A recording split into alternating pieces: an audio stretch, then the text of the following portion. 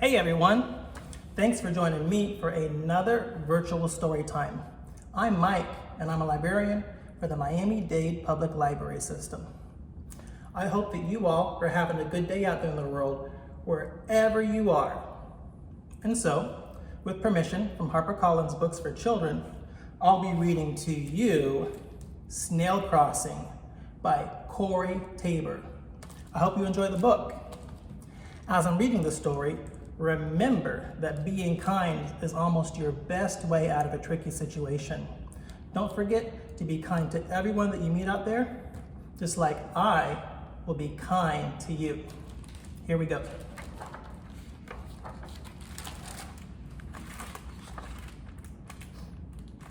One lucky day, Snail was out scooting around when he saw the most beautiful sight.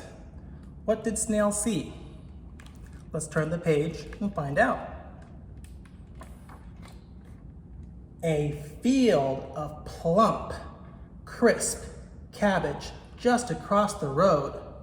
Well, you won't stop me, said Snail to the road. The road may not stop him, but maybe the car or the bird might. What do you think's gonna happen? Let's turn the page and find out some more. It says, Snail had been traveling for some time when he decided to take a break. Why, I must be nearly there, thought Snail. Does it look like he's nearly there? Nope, he's not even halfway. But you know, this is how snails work. Let's see how long it takes. He was watching the grumbling gray clouds when he felt something coming his way. What it was, Snail couldn't say. Some things are too big and fast for snails to ponder. What's coming his way? Well, you won't stop me, said Snail to the thing. Snail was cabbage bound. Nothing could stand in his way. Is nothing going to stand in his way? I'm not so sure about this one. Hey, you're standing in our way. We've got a road to cross here, yelled a troop of rowdy ants. They're pretty antsy, aren't they? And they probably wouldn't have carried on like that if it hadn't started to rain. Oh no, what's gonna happen with all this rain? Ants don't like rain, are they gonna get wet? What's gonna happen? Rain, cried the ants. Help, help, help. Cabbage bound or not, Snail couldn't just leave them there. That wouldn't be a nice friendly thing to do. What's Snail gonna do? Come in, said Snail. Come in before you drown. Oh, isn't that nice? They're gonna go hang out in his shell for a while. I hope there's enough room. Let's turn the page and see. Wow, it's pretty dark inside. What are they gonna do in the dark? Tea? Asked Snail. Oh, please, thank you. That would be lovely, said the ants. Click. What's that click gonna be? There we go. Now we got the lights on. Look at that little snail shell over there. Looks very comfy. They got some chairs. They're having some tea, and they got cute little paintings on the walls. Look at that. What's gonna happen next? We're sorry about earlier. Terribly sorry. Sometimes you get a bit antsy. That sounds right for ants.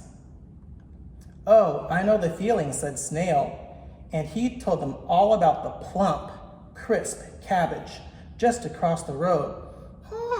Said the ants. What are the ants gonna do? Maybe they're gonna help Snail out a little bit. Look at them, they're stacking the teacups. What if they fall on the ground? When the rain stopped and the ants said, thank you, thank you, thank you, and goodbye.